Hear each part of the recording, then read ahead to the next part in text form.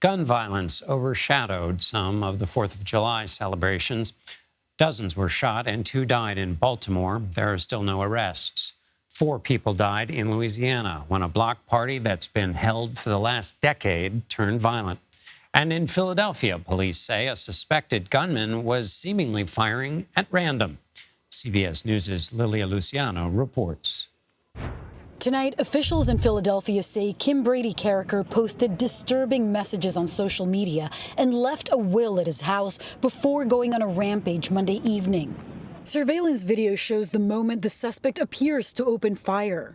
So far as we know, this defendant did not know any of the victims. There was no dispute between him and any of the victims. Carricker was charged today with 5 counts of first-degree murder and held without bail after police say he carried an AR-15 style rifle and a 9mm ghost gun to the King Sessing neighborhood and opened fire at random, killing 5 people. Meanwhile, surveillance footage released today appears to show the moment a gunman opened fire on a crowd in Fort Worth, Texas, late Monday night. 11 people were shot, 3 killed. 2 days later, police still have no motive and no suspects. My family is heartbroken. This shouldn't have happened. These are just 2 of about 20 mass shootings since the beginning of July. Just overnight, across the country, there were at least 6 mass shootings, killing at least 5 people and injuring 41. I'm going to miss that beautiful smile. Back in Philly, family members and community leaders gathered today to mourn.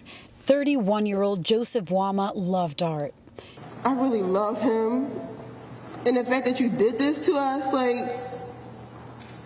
for your own agenda, for your own reason, it's just really pissing me off. And Lilia joins me now from Philadelphia. So, Lilia, what are the next steps in the Philadelphia case? Well, John, the next hearing is going to happen on July 24th, but between now and then, we hope to learn a whole lot more than what we know today. The prosecutor could not confirm some details that are essential and that they say, look, that's going to come out when the evidence is presented.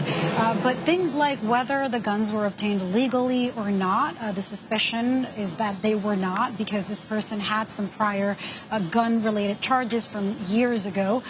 Of course, motive and motivation is something that is impossible to even fathom in a case like this, but there is an interesting reporting about social media posts that this person may have shared and also things that the person may have told police. Some of that reporting is still emerging, but something that authorities were saying today kind of indirectly is, look, if you say something, if you see something, say something. They talked about the need for things like red flag laws that are not in place here in Pennsylvania, where somebody, a family member or somebody from the community or anybody has a concern about someone, they can call authorities, the authorities can investigate, and the guns can be taken from someone if that person is deemed a threat to themselves or to others. The conversation today had a lot to do around guns and around just the need for legislation, but that was coming precisely or primarily from the district attorney, who kept telling me, look, the crime rate in Pennsylvania or in Philadelphia has been coming down, but there's nothing we can do with just this mass proliferation of weapons.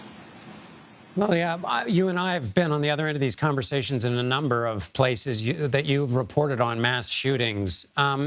Based on your reporting, just remind us and reporting you've done now and in the past about how this kind of violence affects a community. Well, I mean, imagine, John, it affects everybody, really. We're seeing this happen at such a fast rate. I mean, there were 6 mass shootings between last night and today in this country. It happens so often that the impact is exponential, but in these communities, you see the rage that we saw in those survivors and those victims. You see the fear. The DA was telling me that when the mass shooting happened, somebody had their child on a bicycle, grabbed their kid and left the bicycle there, and 3-4 days later, nobody has come back to take their child's bicycle. He said 4th of July was extremely quiet in an area that you would have expected a lot more celebration. So, you know, it's that fear, and of course, among the survivors, the trauma, the impact of that trauma, the impact to mental health, it's impossible to quantify. Lilia Luciano in Philadelphia. Thank you, Lilia.